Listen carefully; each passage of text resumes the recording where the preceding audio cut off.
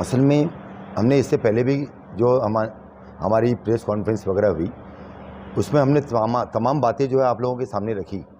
हम ये चाह रहे हैं कि कम से कम उनकी तरफ से हमें जिन पार्टियों को हमने लेटर दिया, जिनको हमने खिलाफत हाउस में बुलाया, वो आकर मुसलमानों के सामने अपना स्टैंड तो क्लियर करें उनके लीडर्स कि उनको वोट क्यों दें। और जो हमारे 4 मुतालबात हैं, अच्छा जितने भी 4 मुतालबात हैं, हम तो ये आपके माध्यम से कहना चाहते हैं कि अगर ये चारों मुतालबात अनडेमोक्रेटिक है, अनकॉन्स्टिट्यूशनल है, तो वो भी हमको वो कह दें कि जो चारों बातें आप लोगों ने पूछी है उसका संवैधानिक तौर पे हम आपको जवाब नहीं दे सकते, वो भी कह दें। वो उसका भी हमने उनको मौका दिया। अब इतना बड़ा मजमा, इतना बड़ा प्लेटफॉर्म हमने उनको दिया था, अगर उनकी नीयत ज़्यादा यानी हम समझ रहे हैं कि बेहतर होती तो वो आके वहाँ खुले मंच पे बात करके मैटर मामला जो है उसी वक्त ख़त्म हो जाता। मगर वहाँ नहीं आकर उन्होंने मुसलमानों के अंदर शक की गुंजाइश को बढ़ा दिया है, उनको सोचने पे और ज़्यादा मजबूर कर दिया है। क्या उद्धव ठाकरे साहब, उनके सबसे ज़्यादा 4 कैंडिडेट है, उनको तो सबसे पहले नुमाइंदा भेजना चाहिए था। एनसीपी उनका एक नुमाइंदा नहीं है बॉम्बे में, उन्होंने अपना नुमाइंदा भेज दिया। अच्छा, बहुत अहम बात मैं कहना चाह रहा हूँ जो दरमियान में निकल गई थी कि वंचित बहुजन अघाड़ी ये पहली ऐसी सेकुलर पार्टी है इस इलेक्शन में जिसने महाराष्ट्र में सबसे ज़्यादा मुसलमानों को टिकट दिया है, और बॉम्बे में 3 मुसलमान हैं, उनका रिप्रेजेंटेटिव को उन्होंने भेजा। उसके बाद कांग्रेस, उनको अपना रिप्रेजेंटेटिव भेजना चाहिए था, मगर इन्होंने नहीं भेजकर हमें और मजबूर कर दिया है कि हम वाकई में जो ट्रैक पे हम हैं, हम समझते हैं कि हम सही ट्रैक। 16 तारीख को हमारी वापस से एक प्रेस होगी, उस वक्त तक हम देखते हैं कि क्या मूवमेंट बन रहा है, इनके लीडर्स के ऊपर आपके माध्यम से क्या असर जा रहा है और उनके जवाब क्या हैं, उसके बाद हम लोग क्या आंसर देंगे। आप 20 तारीख को इलेक्शन है, और एक बात कही जाती है कि जिस तरह ईद में चांद दिखता है उसे चांद रात कह के दूसरे दिन ईद मनाते हैं, तो मुसलमान इस वक्त पूरी तरह चांद रात का इंतजार कर रहा है। वो चांद रात को फैसला करके सुबह में ईद मनाएगा 20 तारीख। तैयारी के साथ जितने भी वोटर हैं उनको ले जाके सबसे पहले वो वोट डालें, और 100% पोलिंग होना चाहिए, क्योंकि ये एक डेमोक्रेटिक राइट है तुम्हारे पास जिसे कोई रोक नहीं सकता, और ये ताकत तुम्हारी उंगली के अंदर है, और मुसलमानों को इस वक्त अपनी उंगली की ताकत दिखानी चाहिए। जिस तरीके से देखा ये जा रहा है कि इस वक्त लोकसभा चुनाव आखिरी चरण में है, हम लोग वोटिंग के एकदम नज़दीक आ गए, लेकिन कोई भी बड़ा राजनीतिक दल जो है वो मुसलमानों को भाव नहीं दे रहा। आपका सवाल बहुत अच्छा है,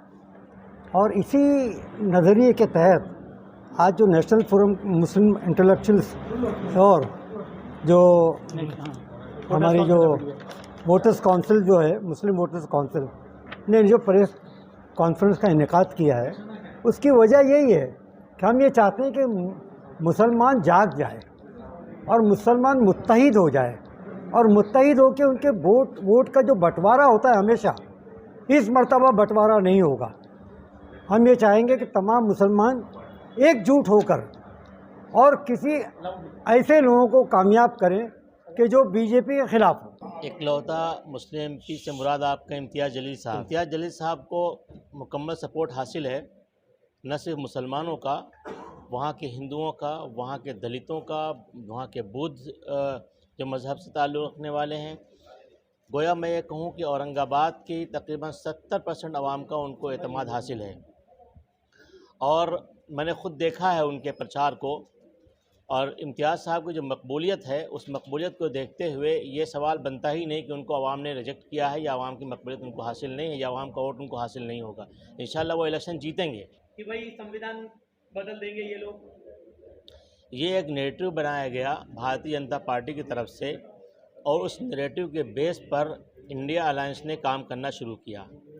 इंडिया अलायंस ने मुसलमानों को भ्रमित करने के लिए, उनको डराने के लिए, और मुसलमानों और दलितों को एक प्लेटफॉर्म पर इसलिए वो लोग लाने की कोशिश कर रहे हैं ताकि इनको डरा करके संविधान का नाम लेकर के, आप जो कह रहे हैं कि संविधान को बचाने की बात चल रही है, संविधान को अगर बचाने की बात चल रही होती तो संविधान के तहत जो हमने सवालात किए हैं उनको बचाने की बात होती, उनको जवाब देने की बात होती। ये संविधान बचाने की बात नहीं है। ये कांग्रेस अपना वजूद बचा रही है, एनसीपी अपना वजूद बचा रही है, सेना अपना वजूद बचा रही है। ये सारी पार्टियां भारतीय जनता पार्टी से खौफ खा करके अपने अपने वजूद को बचाने के लिए मुसलमानों को कुर्बानी का बकरा बना रही हैं। अब मुसलमानों को चाहिए कि अपने अंदर, जैसा कादी साहब ने कहा था, अंदर अंदर दाखिल भेड़ों को पहचाने और उनके धोखे में ना आए। अगर वो उनके बहकावे में आ आ गए, उनके धोखे में आ गए, तो जिस तरह एनसीपी टूटकर भारतीय जनता पार्टी चली गई, सेना टूटकर चली गई, कल के दिन कांग्रेस भी टूटकर जा सकती है। इसके ही मुकम्मल इम्कानात हैं। जैसे कि कांग्रेस ने इंदौर में और गुजरात में कांग्रेस के उम्मीदवारों ने बाकायदा बाकवर दे दिया भारतीय जनता पार्टी को, उसी तरह मुझे यकीन है कि कांग्रेस कहीं न कहीं कुछ गड़बड़ करेगी, मुसलमानों के साथ खिलवाड़ करेगी, एनसीपी खिलवाड़ करेगी, सेना भी खिलवाड़ करेगी। इसलिए उनसे बहुत महफूज रहने की कोशिश करें, और जो 16 तारीख तक अगर जवाब नहीं देते हैं इन 4 सवालों का, तो 16 तारीख को एक फ़ैसला किया जाएगा। उसके बाद फिर इंशाअल्लाह हम मुसलमानों से अपील करेंगे और दलितों से भी अपील करेंगे। ऐसा नहीं कि हमारा ही मसला है, यह दलितों का ही मसला है, यह तहफ़्फ़ुज़ का मसला है, इस मुल्क बचाने का मसला है। भारतीय जनता पार्टी ने मुल्क को खोखला किया, उससे बचाने का मसला है।